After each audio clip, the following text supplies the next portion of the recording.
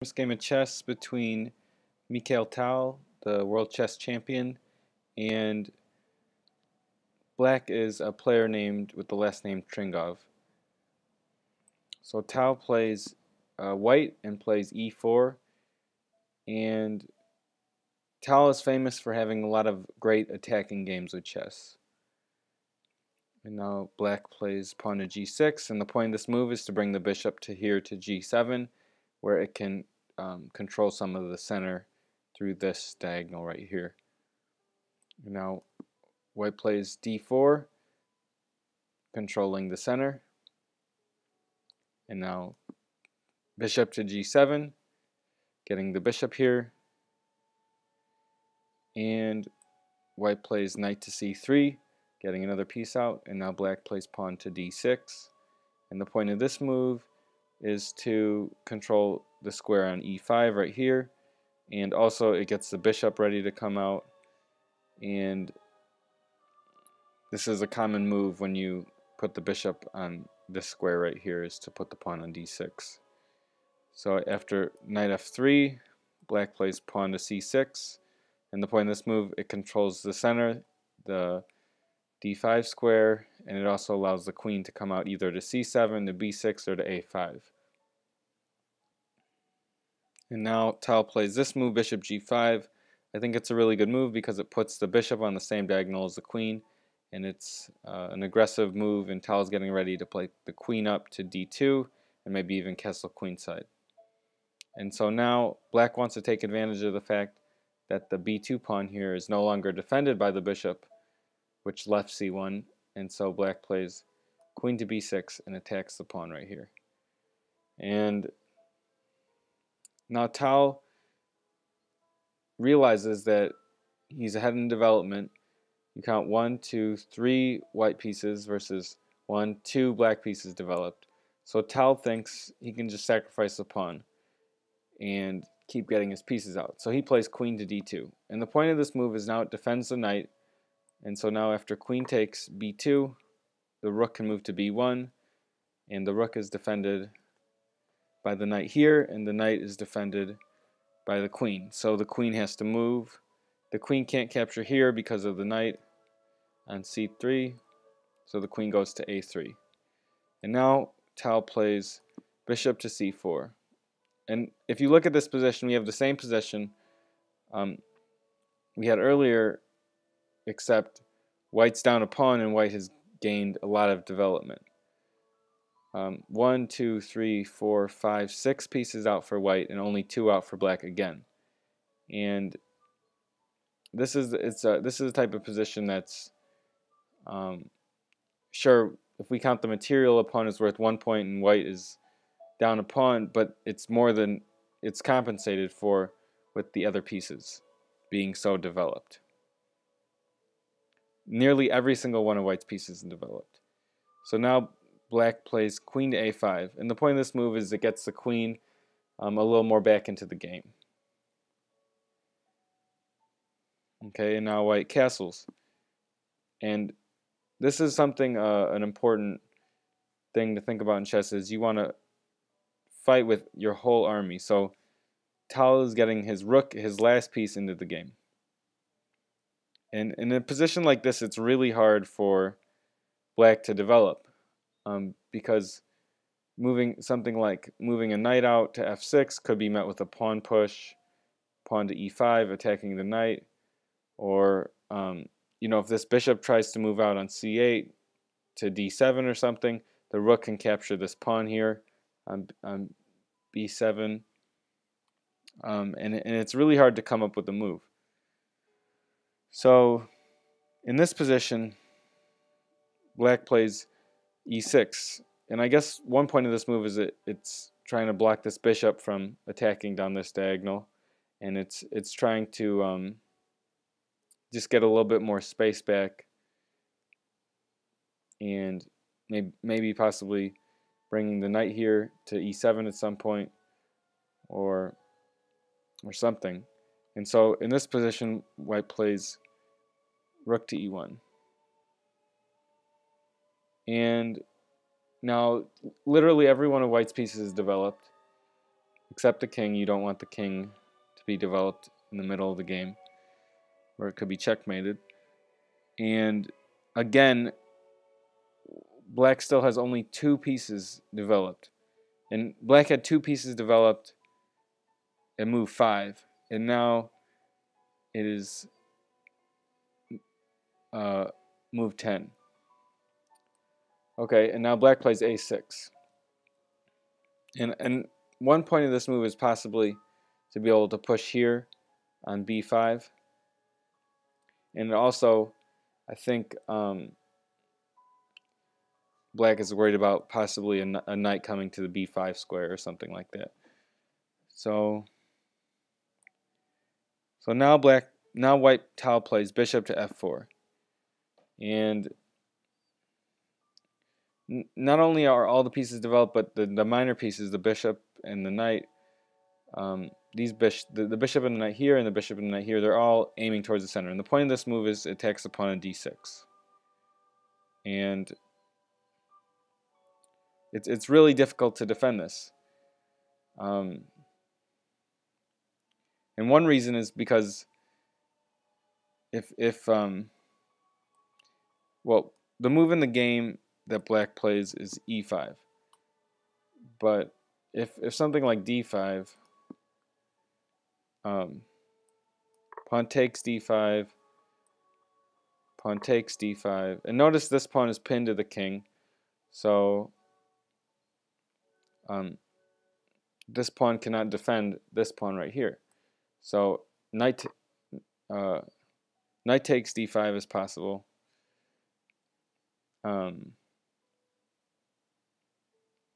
And let's say the queen is threatened now on a5. So black would probably capture here. And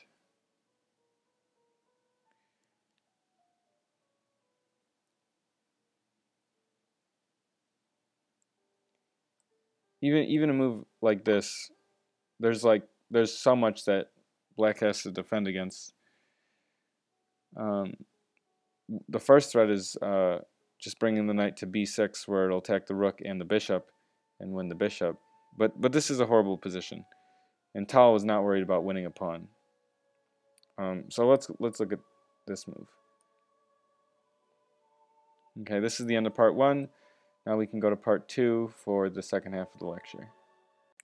Okay, so the point of the pawn push to e5 was that it defends the pawn on d6. Now the pawn on d6 is no longer attacked. And this game is really complicated, and everyone who's watching this lecture, I'd encourage to set this up on a board and analyze it yourself and think it out. Before you analyze it on a board, just spend a few minutes at least just thinking it out in your head first.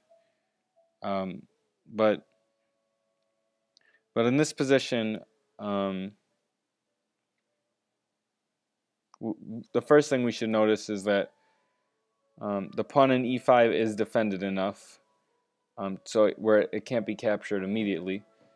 Tal plays pawn takes pawn, and after pawn takes pawn, Tal plays this move, queen d6, which is my favorite move of the game because it just completely destroys black. But first I just want to show that this pawn is defended enough. So if white tried to capture, and bishop takes, queen takes, and white would have lost a piece. So that pawn is defended. But after pawn takes pawn, we're in a position here where Tal has built up his strategical advantage so much that it comes to a point where you see it in the form of a tactic. And having a position where you have a winning tactic is a result of a series of decisions you've made that have slowly increased your advantage. Tactics are not just random; they don't just appear randomly, but they're the result of tiny improvements step by step. And So Tal was a great tactician, and he played queen to d6. And so this move, the reason I like this game is because of this move, and it's because there's so many things that are going on here. It's crazy to think about that in the chaos of a position like this, Tal could come up with queen d6. That rhymes. And so here, okay, we have to notice a few things, right? The first, I think I mentioned in the first lecture, I said, was that when you have a good position where you have when you have advantages, like in this position, white has better development, much better. The king, black's king, is still in the center. White has almost finished their development, and black has played an aggressive move attacking the bishop. So when you're in a position where you know you're doing better off and your opponent tries to play an attacking move, play a more aggressive one. That's a good rule of thumb. But you should always calculate it out before you do it. So in this position, the first thing we should notice is that this bishop was attacked. So the bishop on f4 right here is hanging, meaning it can be captured, and this knight right here is also hanging on c3. So the queen could capture the knight, the pawn could capture the bishop, but it doesn't matter because white has a winning attack. So if you want to, it would be good to just try to calculate this position out and figure out why pawn takes bishop and queen takes c3 are losing moves for black. But the point of these games, for me to analyze them, they're not necessarily because they're good puzzles, but they're because they teach good principles. And you can use them as puzzles, but I'm just going to go through the answers. And don't be discouraged if you don't get it. The point is to understand the main strategies behind these moves and to just appreciate them as great games of chess. So black plays queen takes c3.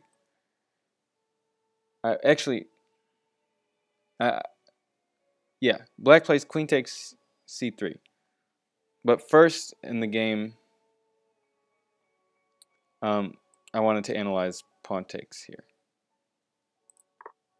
Okay, so if this move happens, now we notice the e file is being a little cleared up, so white can play knight to d5. And it looks like, oh, pawn takes knight, that just drops the knight, but after... So first the threat right here is to go knight to c7 check, right here, where every single square the king is already blocked off, so knight to c7 check, it would be checkmate if the queen couldn't capture. So the queen would have to be lost for the knight, so that's a pretty big threat.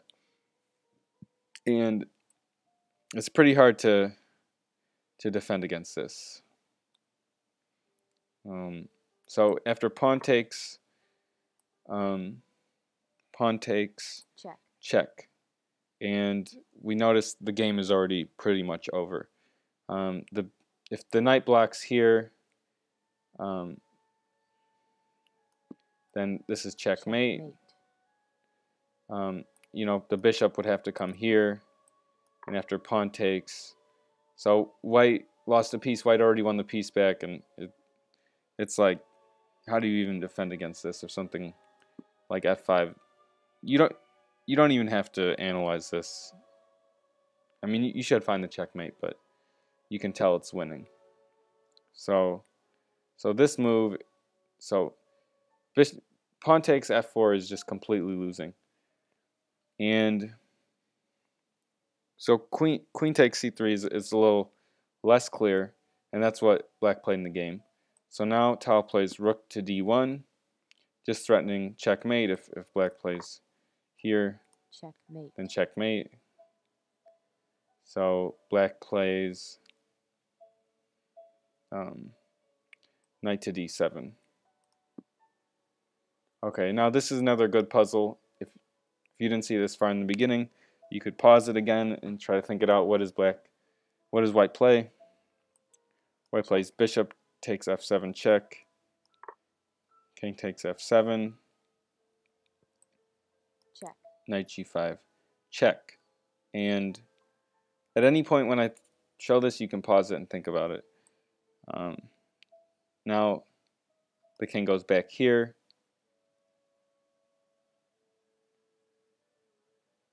And now white plays check here. Oh, sorry. White plays check, and here black resigns because black knows the game's over. But the king goes to d8. But if the king went to f8, checkmate. Queen f7 is mate. So king here, knight check. The king moves here. Checkmate. Queen d6 is mate. Notice the rook, which moved here a while ago on b1, plays a part in the checkmate because the king can't go to b6 because the rook will capture it.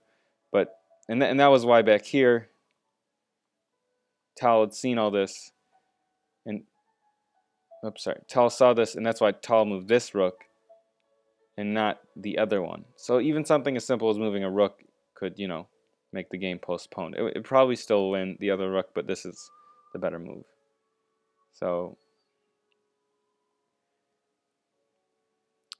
I like this game a lot because it's a quick attack, and you think just a small mistake like capturing one pawn wouldn't make the game be over so quickly, but Tal turned an advantage into an advantage of development into a winning attack.